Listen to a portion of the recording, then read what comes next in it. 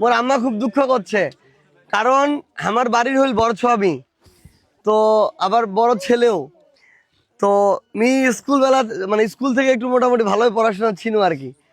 তো রোল এক ছিল স্কুলত, পরে গোল্ডেন এ প্লাসও পাইছো সায়েন্সত, তারপরে ইন্টারও তো ফের গোল্ডেন এ প্লাস পাইছো সায়েন্সত, পরে ঢাকা বিশ্ববিদ্যালয়ত ভর্তি হয়েছো, ওটা চান্স পাইছো, ওইটা অনার্স মাস্টার্স দন্দিটাতে ফার্স্ট ক্লাস পাইছো। এখন মোর আব্বা আম্মার খুব ইচ্ছা যে ছোয়া ম্যাজিস্ট্রেট হবে বা বিদেশে যায় বড় ডিগ্রি নেবে, ওইটা বাদ দিয়ে এই যে আমি রাজনীতি করে বেড়াচ্ছ, ওটা তার খুব কষ্ট।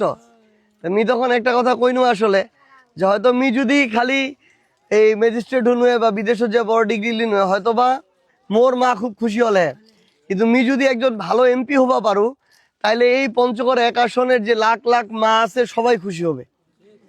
কারণ এইটি প্রত্যেকটা মায়ের সন্তানের ভবিষ্যৎ জড়িত এই জায়গাত।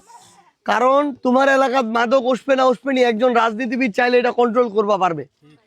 জেলা রাজনীতিবিদ বড় বড় কথা কওয়াছে মাদকের বিরুদ্ধে অভিযান, উমরা রাতকার বেলা ফের ভাগলেছে লাভের, নাইলে কেন এটা আসছে।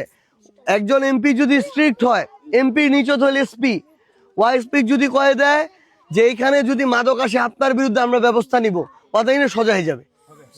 কিন্তু আসছে তাহলে গোটে মালা কিন্তু চিন্তা তো যে ছোয়াটা ফের কেদ্র কিছু খাঁচে টাছে নাকি, জেলা ছোয়া বড় হয়েছে।